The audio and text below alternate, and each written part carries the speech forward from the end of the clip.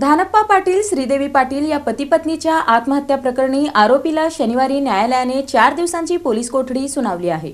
कलावती नगरात शुक्रवारी सकाळच्या सुमारास सोमनाथ धानप्पा पाटील वय 40 व श्रीदेवी सोमनाथ पाटील वय 35 दोघे राहणार कलावती नगर, मूळ गाव शिरपनहळ्ळी, तालुका दक्षिण सोलापूर या दाम्पत्याने विषारी औषध प्राशन करून आत्महत्या केली। या प्रकरणातील आरोपी अभिषेक कोरे या शुक्रवारी रात्री MIDC पोलिसांनी अटक केली होती। त्या शनिवारी न्यायालयात उभे केले असता 4 मार्च पर्यंत त्याला पोलीस कोठडी सुनावली आहे। पोलिसांना शनिवारी अभिषेकच्या चौकशीतून आत्महत्येचे गूढ उकलले। त्याचे यातील मयत श्रीदेवी यांच्यावर एकतर्फी प्रेम होते, त्यातून तो सतत त्यांना मानसिक त्रास देत होता। ही बाब सोमनाथ यांना माहीत झाल्यानंतर त्यांनीही अभिषेकला समजावून सांगण्याचा प्रयत्न केला, परंतु त्याच्याकडून कोणताही सकारात्मक प्रतिसाद मिळाला नाही। उलट तो जास्तीचा त्रास देऊ लागला होता। यामुळेच मागील काही दिवसांपासून पाटील दाम्पत्य दडपणाखाली आणि मानसिक तणावात होते। यामुळे शेवटी दाम्पत्याने चिठ्ठी लिहून आत्महत्या केली। यात त्यांनी आरोपीच्या त्रासाला कंटाळून आत्महत्या करत असून माझ्या मुलींचा सांभाळ भावाने करावा असे आवाहन चिठ्ठीत केले। या घटनेचा तपास पोलीस निरीक्षक प्रमोद वाघमारे करत आहेत।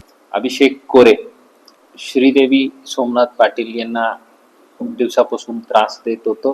त्यांच्या त्रासात कंटाळून ते आत्महत्या करत आहेत अशा आम्हाला सुसाईड नोट मिळालेला आहे। त्या आधारावर गुन्हे दाखल करून आरोपी अटक करून पुढील तपास करण्यात येत आहे।